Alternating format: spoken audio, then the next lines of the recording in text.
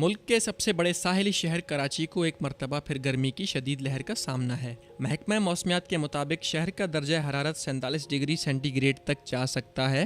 اس کے ساتھ ساتھ اس بات کا بھی خطرہ بڑھ جاتا ہے کہ پچھلے سال کی طرح اس سال بھی ہیٹ اسٹروک کی نئی لہر شہر قائد میں داخل ہو سکتی ہے۔ ہیٹ اسٹروک ایک جان لیوا حالت کا نام ہے اور جس میں دماغ شدید طور پر متاثر ہو سکتا ہے۔ اس کے علاوہ اندرونی عضلات جن میں دل، جگر اور گردے شامل ہیں وہ بھی متاثر ہو سکتے ہیں۔ زیادہ تر گرمی سے 50 سال سے زیادہ کے افراد متاثر ہوتے ہیں، مگر جوان کھلاڑی بھی اس کا شکار ہو سکتے ہیں۔ اہم بات یہ ہے کہ کچھ احتیاطی تدابیر کو اپنا کر ان پر قابو پایا جا سکتا ہے۔ بس اس وقت پریشان ہو کر بدحواس ہونے کے بجائے ذہن کو حاضر رکھنا چاہیے۔ سب سے پہلے تو لو لگنے یا ہیٹ اسٹروک کی وجوہات جان لیں جو اس کا خطرہ بڑھا دیتی ہیں۔ وجوہات میں گرم و خشک موسم، جسم میں پانی کی کمی، گرم موسم میں سخت مشقت یا ورزش کرنا، دھوپ میں براہ راست زیادہ گھومنا اور دوسری وجوہات شامل ہیں۔ ہیٹ اسٹروک کے نتیجے میں لاحق ہونے والی ایمرجنسی جان لیوا ثابت ہو سکتی ہے۔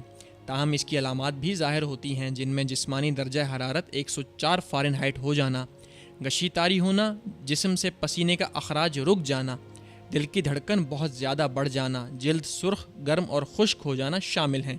ایسے میں چند احتیاطی تدابیر پر عمل کر کے خود کو اور دوسروں کو ہیٹ اسٹروک سے بچایا جا سکتا ہے۔ سب سے پہلے تو ایمبولینس کو طلب کریں یا متاثرہ شخص کو خود ہسپتال لے جائیں، کیونکہ طبی امداد میں تاخیر جان لیوا بھی ثابت ہو سکتی ہے۔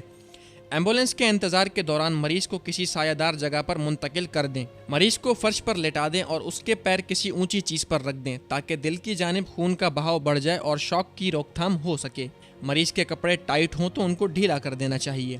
مریض کے جسم پر ٹھنڈی پٹیاں رکھیں یا ٹھنڈے پانی کا اسپرے کریں۔ پیڈسٹل پنکھے کا رخ مریض کی جانب کر دیں۔ تاہم بجلی نہ ہو تو اخبار سے خود مریض کو ہوا دیں تاکہ انہیں زیادہ گرمی محسوس نہ ہو۔ اس سے ہٹ کر بھی گھر سے باہر نکلتے ہوئے پانی کی بوتل اپنے پاس رکھیں، چاہے روزہ ہی کیوں نہ ہو، اور طبیعت بگڑنے پر فوری پانی کا استعمال کریں، کیونکہ روزے کا کفارہ ہو سکتا ہے مگر جان پھر واپس نہیں آ سکتی۔